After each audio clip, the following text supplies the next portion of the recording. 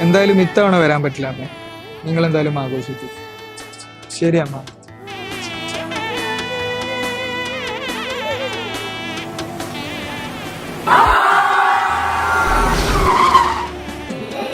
മാവേലി നാടുവാണിടും കാലം മനുഷ്യരെല്ലാരും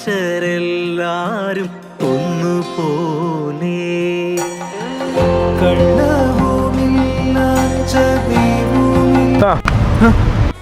coffee പറഞ്ഞിട്ടുണ്ടായിരുന്നല്ലോ. Sir okay അല്ലേ? ആ